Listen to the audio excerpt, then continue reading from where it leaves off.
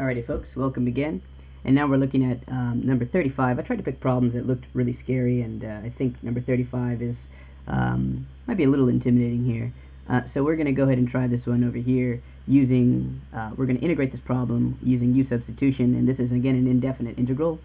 So I have the integral of s to the 1/3 times the cosine of the quantity s to the 4/3 minus 8 ds. So the first thing I'm going to do is I'm going to recognize, so I'm going to let u be the inside function. Okay, and what is my inside function here? Well, in this one it's a little easier to see because you have a few functions. You have s to the 1/3, so it could be s, but that wouldn't help because it's already that function is already isolated, so it's not really going to make the problem look nicer. Remember, the whole point of u substitution is to simplify the problem so we can solve it out. So the only other inside function is this guy here, which is s to the 4/3 minus 8. So I'm going to let u equal s to the 4/3 minus 8 here. Okay. Remember, so this is a u substitution, so you want an inside function, so that means a function in a function or a composition. So it's not times a function, so you wouldn't let u be this one or the whole thing here, right? You would just let it be the inside of one of these functions here. So we're going to go ahead and take the derivative of both sides now.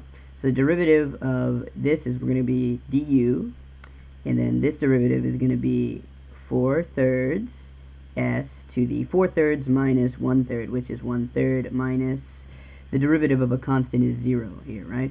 So what I did really quick in the behind the scenes, if you want to check my fractional math, I brought down the 4/3 here, and then 4/3 minus 1 is 4/3 minus 3/3, which is clearly 1/3 here, okay? And, oh, don't forget your ds at the end. That's important because we're going to connect it back to what we need to substitute in here, because I'm taking the derivative of both sides, and when you do that, you need to put the d of whatever the variable is at the end. So the derivative of this would be du, and then that would be ds here. That was in a previous video. Anyway, so we go ahead and simplify this, so just to make it look clean, so du is 4/3 s to the 1/3 times ds here, because that's a 0 that goes away.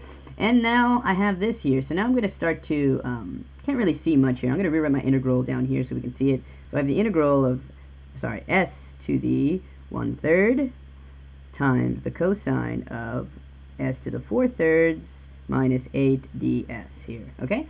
So, looking at this one now, we're going to go ahead and substitute in what we can here. So if you notice here, we know that u is this whole thing here, so that's why we did it.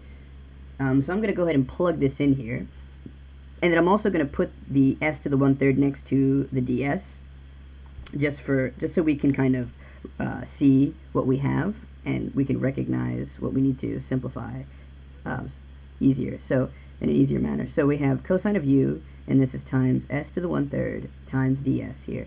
So if you can see, we're close. Why did I say we're close? Because, well, I have cosine of u, but I need a du here, so I need this to somehow be du. And I know that du is 4/3 of s to the 1/3 times ds here. So, well, I'm close, right? Why? Because I have, if you guys can see here, I have this part is already right here, right? So what am I missing? Well, I'm missing just a what? Missing a 4/3. So I'm going to correct this with by multiplying a constant, and you can correct with multiplication. That's okay. So I'm going to put times 4/3 here. Go ahead and write that down too. But you need to correct it. You can't change the problem. So whatever you multiply by that reciprocal on the front of the integral. So the reciprocal of 4/3 is 3/4 here. And then now you can clearly see I have the entire du. Now that I have the whole du, I'm going to plug this du into here, okay? Because now that I have it, and I'm going to rewrite my whole integral. Here we go. So we get 3/4 times the indefinite integral of the cosine of u times this whole thing is now no question mark. It is in fact just du, right? It's the whole thing. That whole thing is now just du here, okay? And now we're going to anti-differentiate. And as you can see, again, now I'm just really glad. I'm happy and bright-eyed. Why? Because, this guy looks kind of crazy, right? Because now I just have an easy integral. So what derivative is cosine? You should know that is sine. So we get 3/4 times sine of u. Don't forget plus c here. And again, hesitate to, or stop yourself from boxing this in, because this is not the final answer.